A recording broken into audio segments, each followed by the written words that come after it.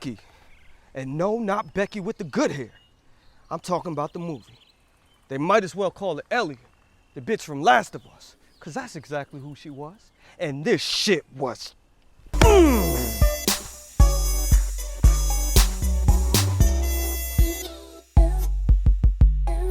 This movie, I don't know what the fuck I just watched. I had to, what? See, this is what happens when you push little white girls into a corner. Becky. That's just it. That's the name of the movie. Becky. Yeah. Let's get straight to the rundown. Directed by Jonathan Millat and Carrie Moore. This is like my fourth movie review. If y'all don't know by now I can't pronounce these damn names, then y'all gonna have to watch someone else. Written by Nick Morris, Ruckus Sky, and Lane Sky. Starring, take a deep breath for this one, Lulu Morris, Kevin James. Not gonna lie, I thought this was the big show at first until 45 minutes into the film. Joelle McHale, and they didn't mention this as a main role in the movie, but I gotta give her a shout out. Amanda Berger. It's the girl from Handmaid's Tale. Length, 1 hour and 20 minutes. Budget, $853,661. Cash money. Shit. Rated? Rated R. It better be rated R. I didn't even have to look to know it was rated R. Theme, action, drama, horror. Yes, horror. Now, let's get into the description. You know I keep it short, I keep it simple, and I keep it vague as possible. By the end of this review, you won't know shit. And that's the way I like to keep it. So we got a teenage girl named Becky.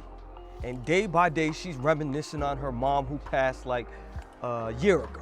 So one weekend, Becky and her father are chilling at the lake house. And Becky's father invites his new main squeeze to the lake house for the weekend. Becky's not having that. While they're chilling at the lake house on the weekend, they get a surprise visit from escaped convicts. Dun, dun, dun. Dun, dun, dun. Oh. Now, let's get into the 6 chakra elements. The acting.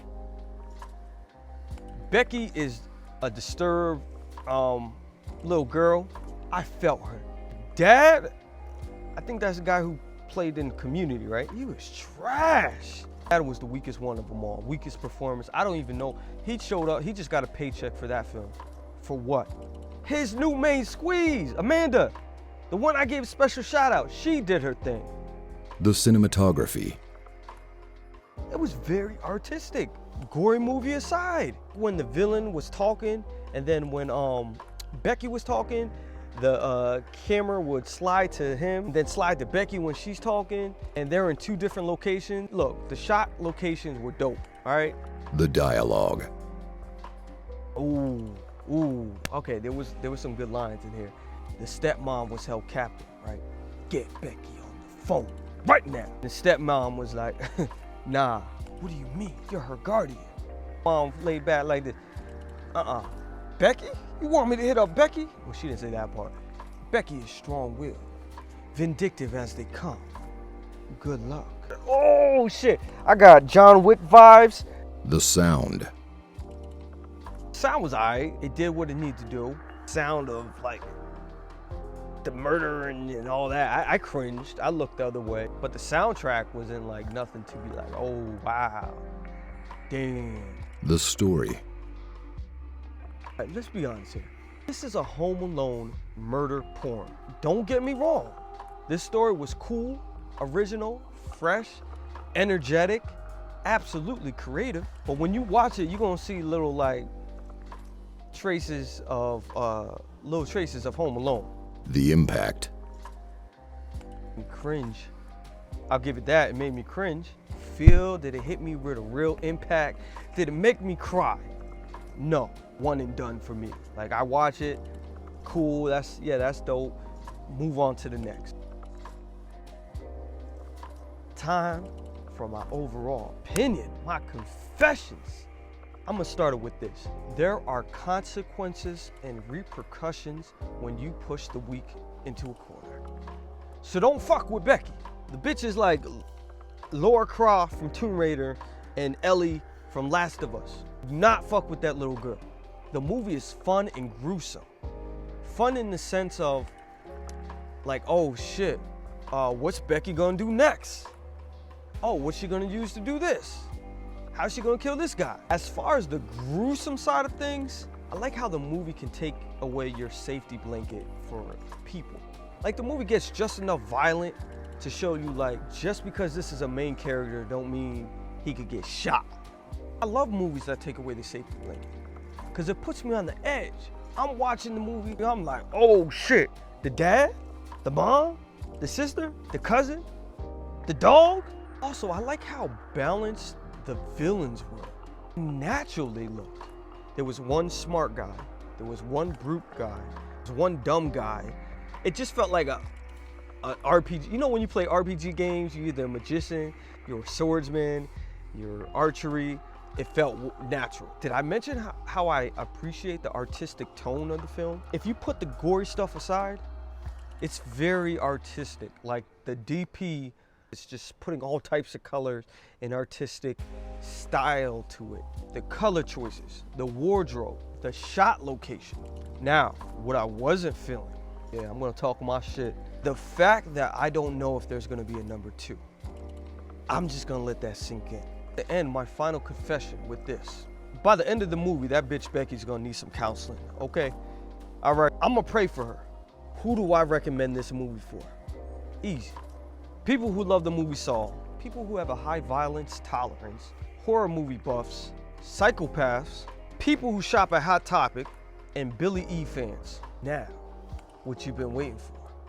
Time to give the final power level. Boom! You didn't think I could do this shit again. Now, for the movie poster. What is your power level?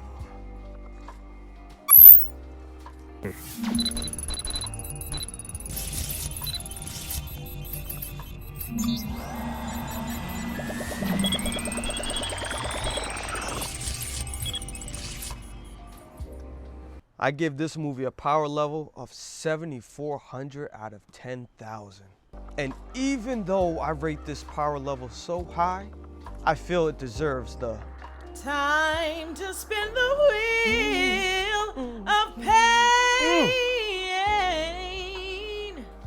Now, why do I give it the wheel of pain with such a high power level? That's not weak. Because there's no fucking closure in this movie. You mean to tell me you brought my ass all the way here for a fucking, you know, what is the key for? Is there a number 2? Waste my time and no closure. You even had the stepmom ask the main villain, what are you doing this for? Why? I thought this was more than just a regular, normal movie. I thought it was opening up gates to a bigger universe. The way he was talking, we just gonna end the movie with Becky and the key, right? Nah, fuck that. You getting the wheel of pain right here. The wheel of pain. Whatever it lands on, fate has spoken. Let's do this.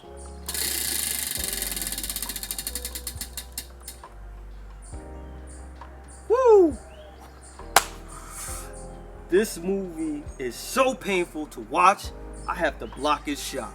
Let's go. What's going on, it's Spez. I really hope you enjoyed my movie review. I put a lot of work into it, and you know, what you doing here, Becky?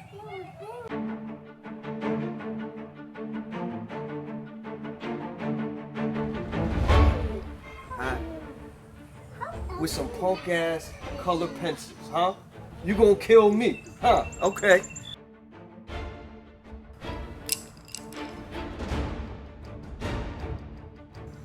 You're not woman enough to kill me with some colored pencils?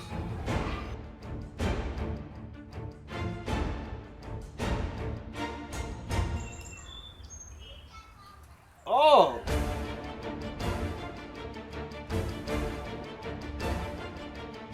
Get that! Move! Not today, Becky! This is Spez, and you just entered the high realm. That's right. I just finished watching the movie High as Fuck. you are about to get my high reaction of watching the movie Becky. I should call it Ellie, because the bitch is Ellie from Last of Us, okay? They try to fool us and call the movie Becky, but I'm on to game. Well, I was like, nah, there's no way his pain tolerance is that fucking crazy. My guy, when you see this, when you watch the movie, there's a scene, something gets in the sink, okay? Can't tell you what drops in the sink, but I was like, nah. At that point, I would have been like, yo, all right, yeah, I'm good. There better be a number 2. And from the look of it, doesn't seem like there's the number 2. And that's why I gotta say, this movie is trash. Okay, let's get into the quote of today.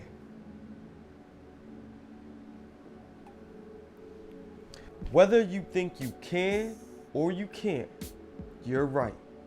Henry Ford. Let that sink in. And this is kind of off script. This is me. The most powerful gift we have is the power of choice in our mind.